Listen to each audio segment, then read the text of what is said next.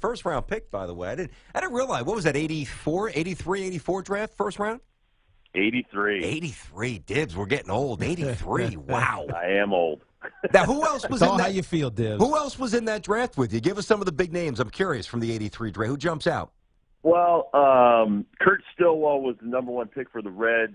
Sean Dunston was the number one pick with the Cubs that year. Yep. So there was a lot of really good players in that draft. I mean, and I'll give you an idea of the Reds, how they drafted pitchers back then. Mm-hmm. When I went to Billings, Montana, and I'm 6'3", almost 6'4", I was the shortest pitcher out of 10 pitchers on our staff. So they wanted big, hard-throwing guys back then, and that was kind of the MO that they had on their pitching staff back in the day. I played on a great team, though. We had Joe Oliver on that team. Lenny Harris was on that team. Stillwell was on that team. And then the next year we would get Norm Charlton from the Expos. So the Reds were really good at evaluating talent. Wally Joyner was from that draft. Ron Gant, that draft. There were some good players there. Okay, there you go. 83. Roger Clemens was in that draft, too. Of course, Clemens for the Longhorns. I got to ask you this. You might disagree, and as a pitcher, obviously if you disagree, then I'm going to have to say you might be onto something. I would not play Contreras tonight if I'm Joe Madden. I think Dibs with, squeezing a strike here or there, stealing something with a frame, even a more professional at bat. I just think Wilson Contreras is a little bit too jumpy for me in a lose or season, win or season end scenario. Would you play Ross or Contreras if you're Joe Madden tonight? I personally would rather throw to Ross, but he's worried about the offense. He's got the DH with Schwarber. Here's the thing. I don't know what Arrieta's preference is. You could even go back to Greg Maddux. He would not throw to Javi Lopez. He only wanted to throw to Eddie Perez. So, it's also a preference with Arrieta. And I don't know. I think Arrieta's kind of it doesn't matter who I'm throwing to type of guy. Yep. Contreras has a great arm, which slows down the Indians on the base pass. But at the end of the day, I agree. I'd rather have the older guy that just caught Lester, did a fantastic job. But I'm not running that team. I don't know. Chris Bosio, the pitching coach, has done a tremendous job as well. He's got a feel for that, and these guys have to manage the men in that clubhouse. And a lot of the players, you'd know if they'd rather have Ross than Contreras out there. Yeah, no, it's going to be an interesting outing because they're likely not going to get much use out of Aroldis Chapman, who pitched 42 pitches in the previous eight out save that he had. So how many innings, just from your perspective, looking at Jake Arrieta, how many innings does he have to go in order for the Cubs to have a chance to stave off elimination?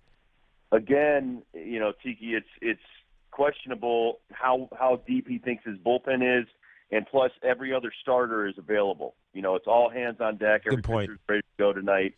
Even if Lester had to throw an inning, I think John Lester's available to go out there and throw an inning. I know if it was back in my day, everybody's asking and begging to pitch. I mean, that's the thing people don't understand. You're not shying away if you're a competitor from taking the ball. Andrew Miller's the same way. Chapman will go two if he has to go two. Really? Whatever it takes to win at this point. And if Chapman has to go through two innings tonight and throw 30 pitches, I guarantee he's ready to do it. Well, help us with that here, Dibs, because I simply don't know the answer to this. Help quantify. We're talking to Rob Dibble, two-time All-Star with us here on Tiki and Tierney, former first-round pick back in '83 World Series Game 6 tonight. All right, so Chapman, before the Yankees dealt him, his previous high was 36 pitches. We know he exceeded that the other night when he went north of 40. He had 42. Now, obviously, he's not going to go from 103 miles per hour to 86.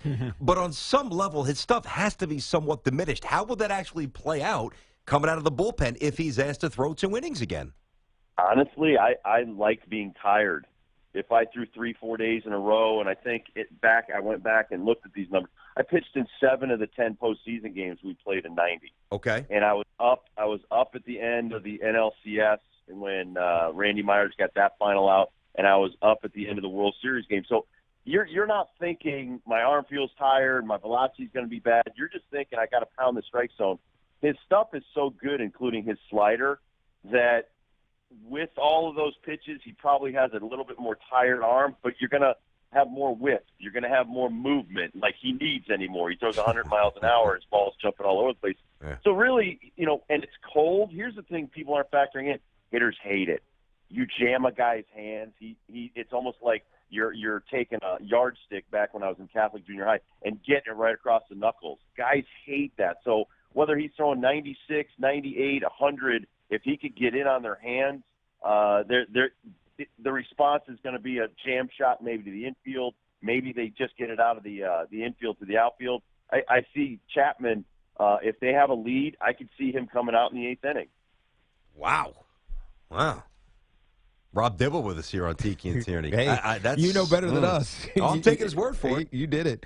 And from the other side of this, the Cleveland Indians, I mean, they're on the verge of this thing right now. And we saw the excitement of the fan base. I mean, the games are in Cleveland. The stadium in Progressive was packed. I mean, so they're anticipating this in major ways.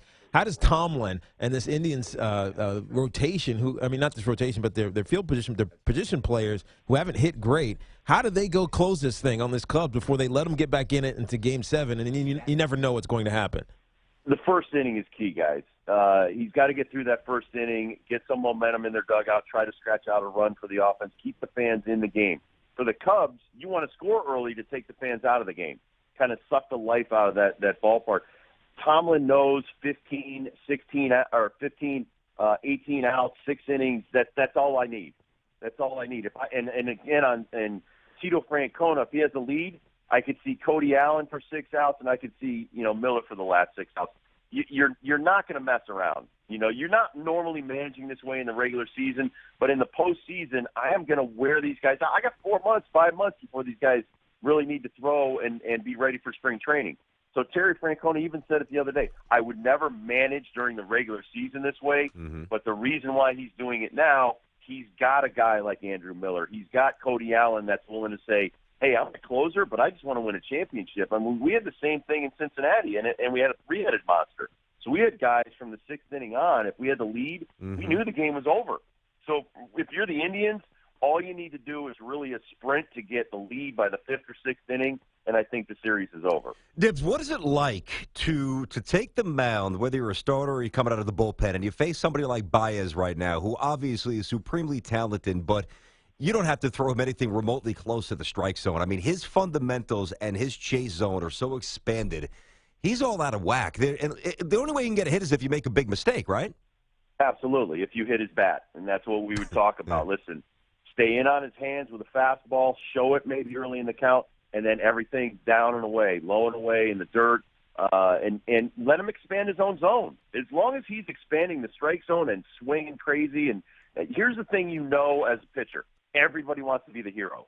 Everybody wants to swing the bat. They're up there grinding their hands. Whether it's Rizzo or Bryant or anybody in the middle of that lineup, they want the hit. They know they're the last 2 teams playing. Everybody's watching us. It's not even an ego-driven thing. It's I want to be that guy since Little League to drive in the winning run or hit that home run. I see so many crazy swings. Sometimes if I'm facing Chapman, I just got to make contact. He supplies the power. If I'm facing Arrieta or Tomlin and they're in the low 90s and I just need to hit a fastball, take that the other way.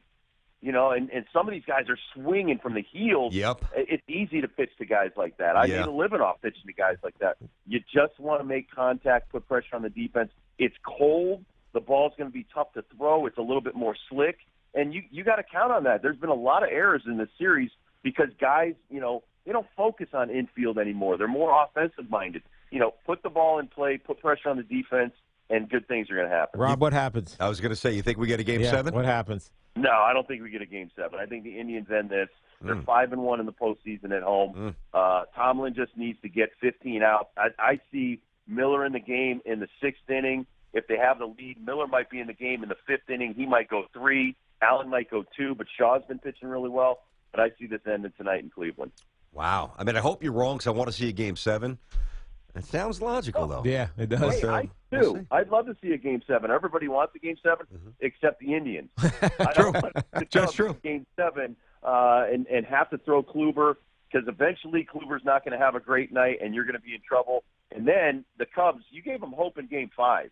That was the worst thing that could have happened. You let the Cubs off the hook. You could have closed it out in Chicago. Now anything can happen in 6 and 7.